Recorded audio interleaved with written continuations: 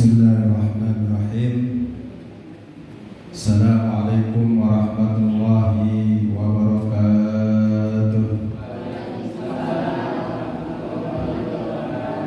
Alhamdulillah, alhamdulillahi rabbil alamin, wa bihi nasta'in ala umuri dunya waddin, wa ala alihi wa ashabihi wa man tabi'ahum bi ihsanin ila yaumiddin.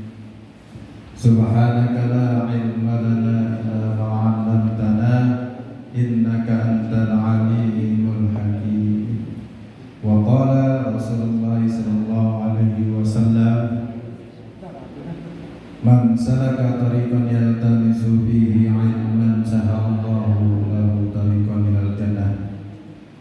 Talabul ilmi fardhatun 'ala kulli muslimin wa muslimatin. Amma ba'du, hadratul mukarramun, para jamaah Majlis Ta'lim Nurul Jannah, bapak-bapak dan ibu-ibu yang insyaallah selalu mendapat limpahan rahmat, ridho dan barokah dari Allah Subhanahu wa taala. Puja serta rasa syukur kita panjatkan kepada Allah Subhanahu wa taala yang alhamdulillah pada kesempatan ini kita dipilih oleh Allah Subhanahu wa taala untuk bisa hadir di majlis ini dalam rangka kita talabul ilmi, silaturahmi, dan juga kita doa. Mudah-mudahan duduknya kita, silanya kita, hadirnya kita di majlis ini menjadi asbab Allah ridho kepada kita semuanya. Allah lipat gandakan setiap ibadah-ibadah kita kepada Allah Subhanahu wa taala. Selawat dan salam kita sampaikan kepada junjungan kita, suri tauladan kita, Habibullah, suri tauladan kita, contoh kita, pemimpin kita di dunia dan di akhirat kelak, yaitu Nabi kita Muhammad sallallahu alaihi wasallam beserta keluarga, keturunannya, juga para pengikutnya yang setia. Mudah-mudahan kita yang berjibaku bersusah payah untuk selalu bisa menjalankan apa yang diajarkan dan dicontoh oleh Nabi kita ini menjadi modal buat kita kelak di padang mahsyar, kita dikenali oleh Nabi kita, lalu dibimbing untuk bisa masuk ke dalam surga-Nya Allah. Amin ya Allah ya Rabbal alamin. Ila hadratin Nabi Mustafa Muhammadin sallallahu alaihi wasallam wa ahlihi wa azwajihi wa dzurriyyatihi wa jami'i ikhwanihi minal anbiya'i wal mursalin wal awliya'i was syuhada'i was shalihin was sahabati wat tabi'in tabi'in bi ihsanin ila yaumiddin wa jami'il malaikatil muqarrabin wa khususan ila sadatina Abi Bakr wa Umar wa Utsman wa Ali wa ila hadrati Syekh Abdul Qadir Al-Jailani bi anna Allah yataqassamu bi rahmati wal maghfirah wa yu'idu alaina min barakatihi wa anwarihi wa usurihi wa ulumihim bid dini wad dunya wal akhirah. Al-Fatihah. A'udzu billahi minasy syaithanir rajim. Bismillahirrahmanirrahim. Alhamdulillahi rabbil alamin. Ar-Rahmanir Rahim. Maliki yaumiddin. Iyyaka na'budu wa iyyaka nasta'in. Ihdinas siratal mustaqim. Siratal ladzina ghairil maghdubi 'alaihim waladdallin. Amin. Wa ila hadrati jami'il mu'minin wal muslimin wal mu'minin wal mu'minat min masyariqil ardi ila magharibiha barriha wa bahriha wa khususan ila abaina wa ummatina wa jaddatina wa jaddatina wa zurriyatina wa ababina wa asatizatina wa liman itamana nabi sababi wa khususan. Mari kita sebutkan oleh kubur kita masing-masing. Alisannya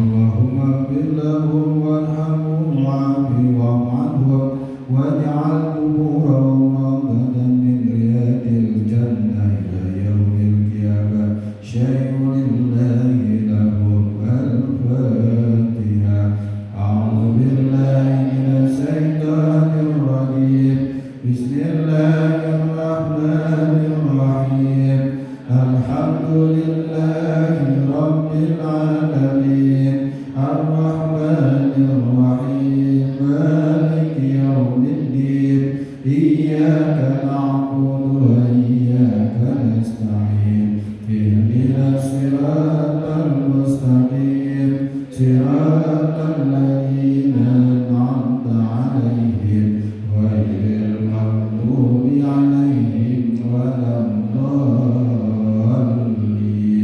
Amin. Rabbighfir lana wa liwalidina wa jamil muslimina. Amin.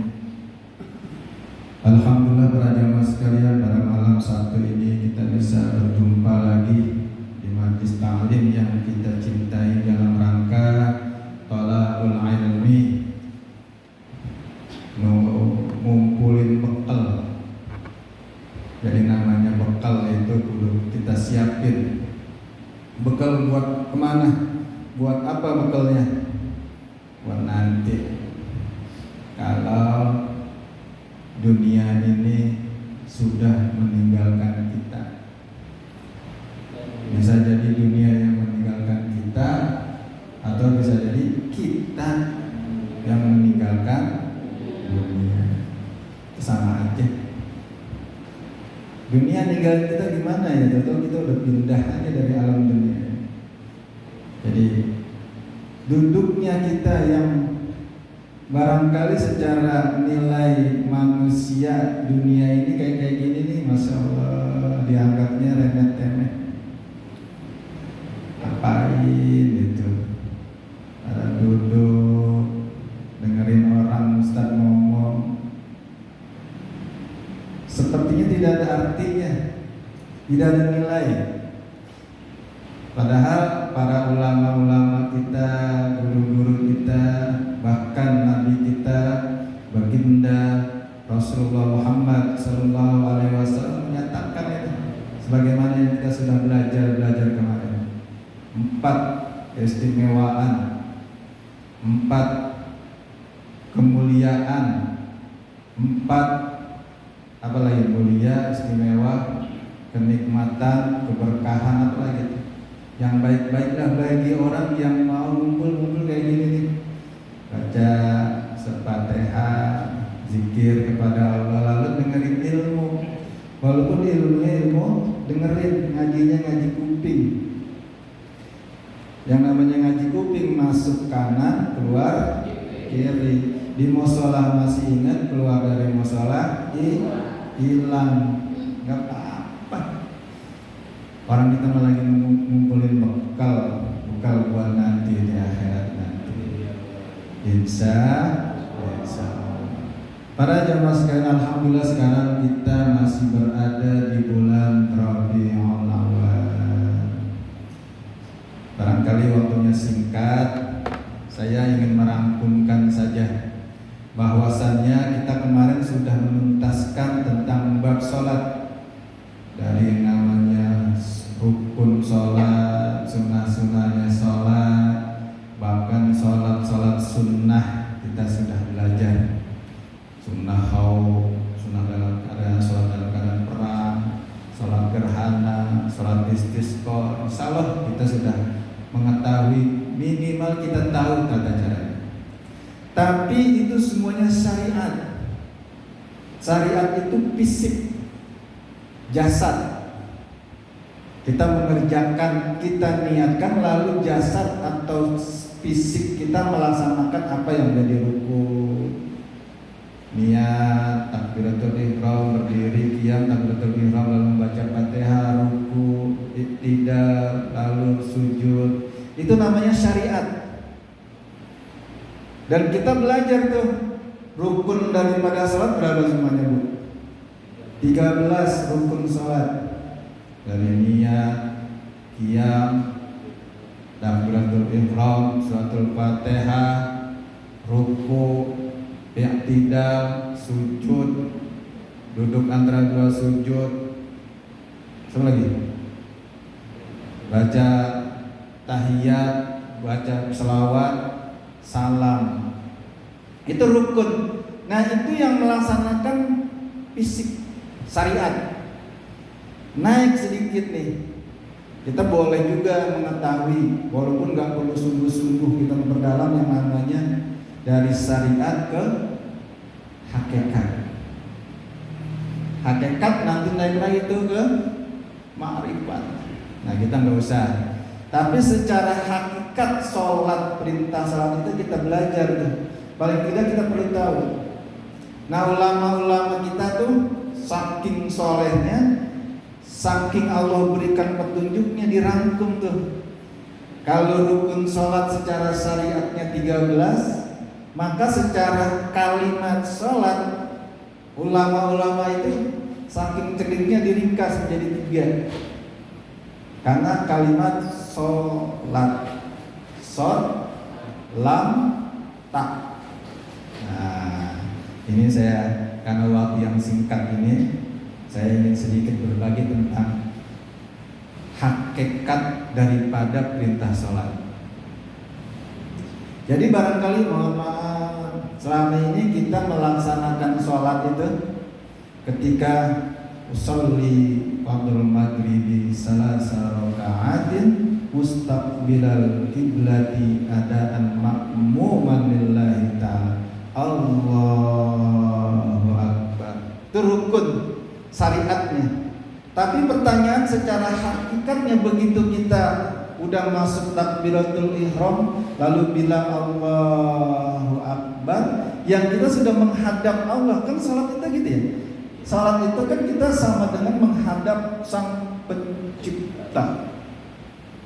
Pertanyaannya secara hakikat, ketika kita sudah berhadapan sama Allah, kemanakah akal dan hati kita? Bisa jadi Allahu Akbar, hati ini udah ngayap nih. Dan kadang buruknya itu begitu lagi sholat, hati ini buruk sangka. Dan lebih buruknya lagi, akal kita mengurai. Itu orang ya tadi mau berangkat sholat yang lagi kongko-kongko depan rumahnya, ngalamin gitu nggak tuh? Padahal kita lagi berhadapan dengan Sang Maha Pencipta. Padahal kita lagi ibadah. Padahal kita sudah niat takbiratul ihram, Allahu Akbar, Allah yang Maha Besar.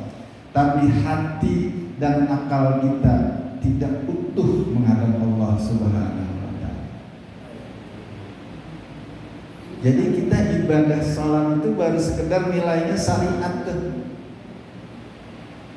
Nah, ini saya ajak belajar tentang hakikat. Gak usah sampai ke ma'rifat. Nanti kalau sampai ke ma'rifat gak mau pada pulang dari musola aja.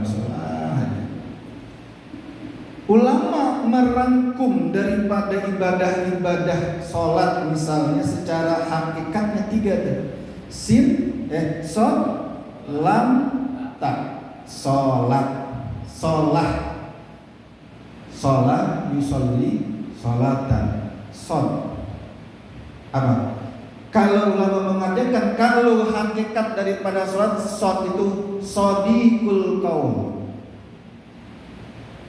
Jadi kalau orang sudah menjaga sholatnya 5 waktunya tepat waktu, syukur-syukur selalu berjamaah, menjaga benar-benar sholat 5 waktunya, dan dia tambahkan, dia sempurnakan dengan sholat-sholat sunnahnya, maka secara hakikatnya kalau dia sudah seperti itu, tidak sekedar syariat, dia sudah sampai hakikat shadiqul qaul. Kata-katanya itu itu shadiq. Apa shadiq? Bisa dipercaya, jujur. Kalau dia berkata-kata itu yang dengerin itu enak di telinga, adem di hati. Itu namanya orang kalau sudah hakikat mengerjakan sholat. Shadiqul qaul kalau orang sudah mengerjakan sholat mestinya. Kata-kata yang keluar itu kebaikan. Orang kalau sudah sampai hakikat, belum sampai makrifat, dia sudah melaksanakan sholat, nilainya sudah sampai taraf hakikat, maka kata-kata yang keluar itu adalah suatu hal yang baik, dan dia tidak mengeluarkan kata-kata kecuali itu kebaikan. Sekarang tanya nih sama diri kita yang mengaku udah sholat 5 waktu dijaga, yang udah berusaha khusyuk untuk sholat, disempurnakan, ditambah lagi dengan salat-salat sunnah.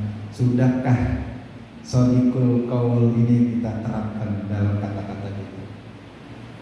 Atau jangan-jangan sholatnya rajin, bacaan Al-Qurannya tiap hari 1 juz, one day one juz, sholat-sholat sunnahnya, puasa sunnahnya dia kerjakan, tapi shadiqul qaulnya, kata-katanya selalu menyakitkan. Kata-katanya yang keluar dari lisannya hal-hal yang tidak baik, atau bisa jadi fitnah dan keburukan yang keluar dari lisan kita. Maka kita belum sampai, sholat kita itu nilainya belum sampai hakikat, baru sekedar syariat. Nah ini nasihat nih buat diri saya nih terutama. Tanya nih sama diri kita. Kita berusaha sholat, tapi kalau kata ulama shadiqul qaul, kalau orang sudah mengerjakan sholat, menjaga sholatnya, maka shadiqul qaul, kata-kata yang keluar dari lisannya suatu yang baik-baik. Dia tidak pernah memfitnah, dia tidak pernah mencela, dia tidak pernah berkata-kata yang tidak manfaat, bahkan yang tidak baik. Berarti dia sudah sampai namanya shadiqul qaul, sholat yang pertama. Yang kedua, lam. Apa itu lam? Layyinul qalbi, hatinya lembut. Kadang orang kalau udah jaga ibadahnya Bapak Ibu, terutama salat, kalau dia sudah sampai taraf grade hakikat, maka hatinya itu lembut itu. Itu kalau bicara kepada siapapun tentang kebaikan, hatinya mudah tersentuh. Kadangkala saking lembut hatinya, bicara tentang orang lain yang berkaitan dengan musibah, bencana dan lain-lain itu, karena saking layyinul qalbi, saking lembut hatinya, gampang meneteskan air mata. Jadi kalau orang sudah menjaga sholatnya terus sampai hakikat layyinul qalbi, hatinya lembut. Hatinya ini tidak pernah hatinya dipakai untuk suatu hal yang apa hati itu yang karena sebenarnya qalbun yang qalibun bolak-balik kita hati itu yang paling dekat sama Allah, tapi dia sering berbolak-balik.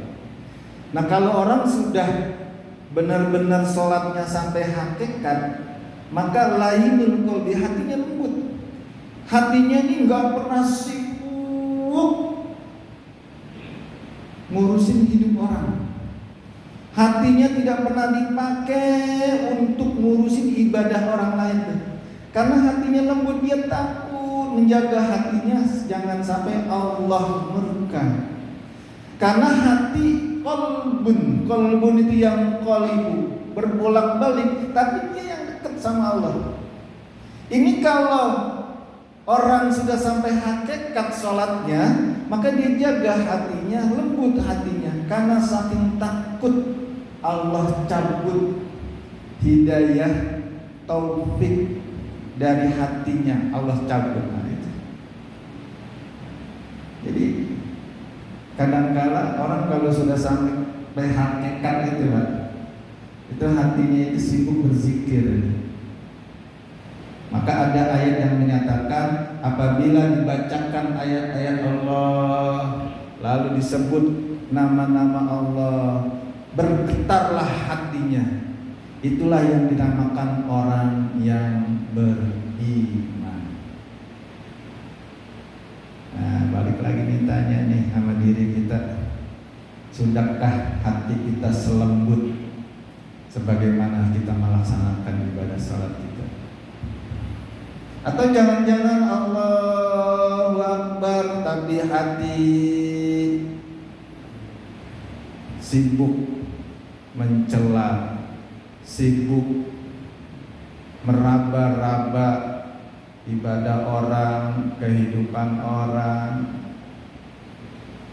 Nah, makanya jangan tuh ketika hati kita, akal kita disusupi oleh setan. Ini setan ini memang menggoda dari berbagai macam arah Pak dari tubuh kita ini. Melalui aliran darah, melalui bisikan, dan yang paling lembut, yang penuh dengan kelembutan cara setan menggoda kita itu ketika kita sudah merasa diri kita ahli ibadah. Maka jangan aneh, ada riwayat yang menyatakan orang yang paling berpotensi untuk tergelincir dengan dosa dan dalam neraka adalah orang yang merasa soleh. Nah, Allah benci itu.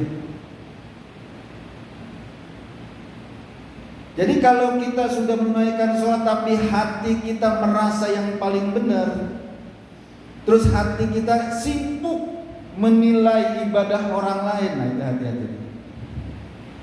Berarti kita melaksanakan sholat baru sekedar jasad, baru sekedar badani, baru sekedar syariat.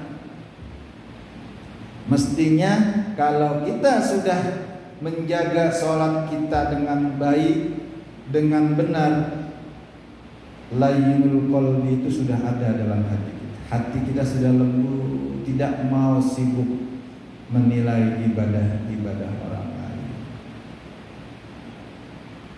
Shad sudah, lam sudah, nata. Apa tak yang terakhir? Takjilut taubat. Apa ya? Jadi orang kalau sudah sampai nilai hakikat Pak, sholatnya itu, dia selalu meningkatkan nilai ibadahnya di hadapan Allah Subhanahu. Dia sudah tidak peduli, dia tidak butuh penilaian makhluk. Dia tidak butuh validasi dari orang-orang di sekitarnya. Nah, ini yang sedang kita alami, kepedulian terhadap diri kita ini yang kadang-kala kita abaikan.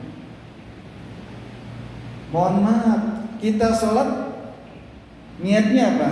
Lillahi ta'ala, karena Allah Ta'ala. Pertanyaannya, kalau tadi kita berangkat dari rumah niat mau sholat maghrib berjamaah di musola ini, sudahkah benar-benar kita jaga niat kita itu benar-benar lillahi ta'ala?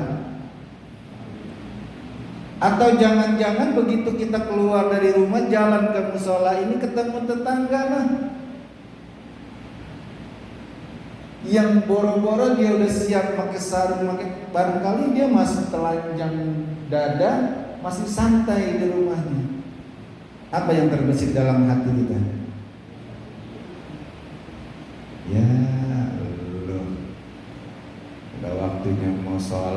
masih begitu. Nah, setan saking halusnya menggoda kita, gua dong.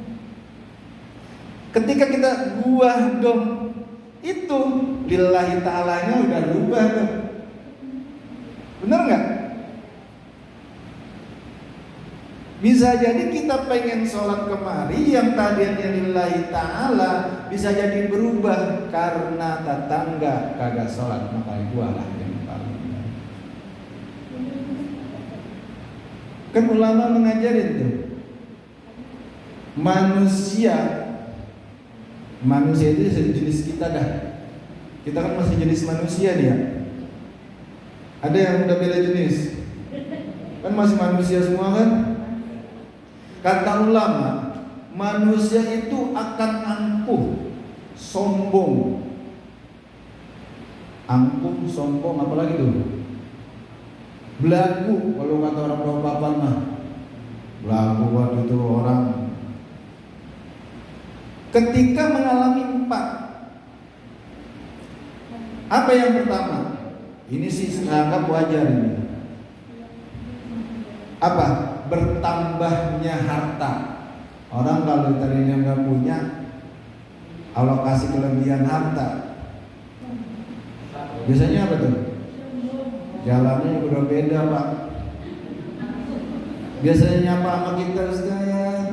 Begitu dia punya duit, tanda-tandanya dia lagi banyak duit. Sudah ditandai. Jadi manusia begitu, dan ini manusiawi.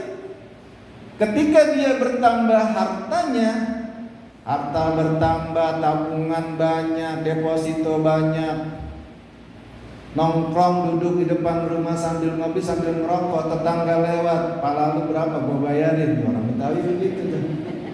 Karena lagi apa? Lagi banyak duit. Itu wajar nggak? Ketika dia bertambah harta, dia sombong, wajar nggak? Wajar, orang dia banyak duit. Yang kedua, saya percepat.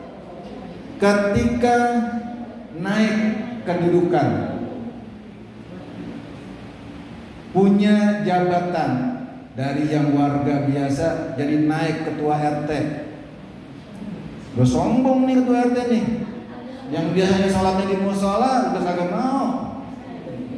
Ini yang enak mah keluar suaranya dengerin nih sama RT. Dari RT udah belagu naik jadi RW, orang mau ngaji. Tiba-tiba Allah uji dia naik jadi yang lurah. Kira-kira dia sombong itu wajar apa kagak? Udah di RT naik jadi lurah, dia belagu, dia sombong, wajar. Karena dia naik jadi lurah. Nah ini yang keempat, yang ketiga nih yang perlu kita dengan kepekaan menilainya. Ketika orang itu akan sombong ketika bertambah ziyadatul ilmu, merasa rajin datang ke majelis ta'lim, merasa tiap hari dia ngaji, merasa banyak ilmu, sombong. Ada nggak yang begitu? Mana orangnya tunjuk? Oh di sombong, di sini mah nggak ada. Kalau dia bertambah harta, belagu, wajar, manusiawi, duniawi. Nambah kedudukan, punya jabatan tinggi, dia sombong, dia belagu. Dia punya ilmu, lalu dia sombong. Ini yang Allah murka. Lu ngomong apa sih? Baru cuma sekedar ngaji, baru sekedar mondok, di situ aja udah belagu. Nah, itu biasanya orang sombong punya ilmu tuh begitu tuh. Lu belagu-belagu mau jualan mie ayam, belajar juga dari gua yang racik bumbunya. Nah, itu sombong tuh tukang mie ayam tuh kalau begitu, punya ilmu racikan bumbu. Ini mah contoh Pak deh. Jadi orang biasanya bertambah ilmu, merasa dirinya pintar, dia sombong tuh. Bisa nggak begitu? Ini hati-hati. Bisa jadi dia belajar melalui YouTube. Karena YouTube Pak, jangankan orang Islam cara belajar sholat, belajar wudhu, orang Kristen klik belajar wudu, diajarin sama YouTube, padahal bukan orang Islam. Maka YouTube itu bisa mengasih ilmu tapi tidak mengasih keberkahan ilmu. Banyak sekarang orang punya ilmu banyak, dia pengetahuannya luas tapi tidak punya keberkahan ilmu. Maka ilmunya hanya sekedar di lisan. Nah, yang keempat ini yang benar-benar tadi masuk kategori hakikat daripada ibadah salat. Apa? Ziyadatus sholeh. Ketika orang merasa dirinya sudah bertambah soleh, sombong. Nah, ini yang perlu kita waspadai. Ziyadatus sholeh, merasa dirinya soleh. Kan sering kita dengar itu, Allah lebih senang dengan hambanya yang salah tapi berusaha untuk tobat ketimbang hamba Allah yang merasa dirinya soleh tidak pernah merasa salah. Dan ini biasanya ziyadatul ilmi, bertambah ilmu dia sombong. Ziyadatul soleh, dia rajin ke musola, dia jaga ibadahnya, baca Qur'annya, puasanya, lalu dia sombong. Ini bisa jadi aliran darahnya, telinganya, akalnya, otaknya, hatinya sudah dikuasai oleh syaitan.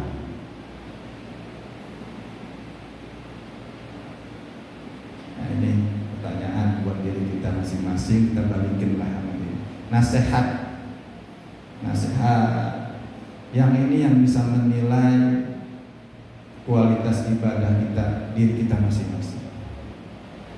Maka sibukkan hati kita, sibukkan akal pikiran kita untuk selalu baik dan baik kepada siapapun. Insya Allah.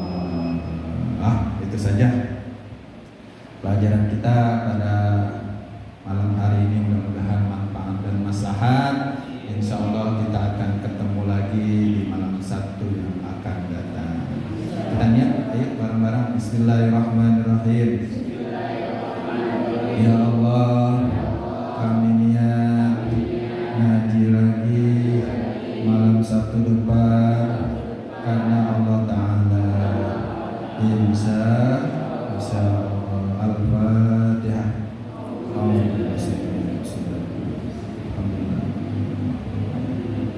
Ya Allah,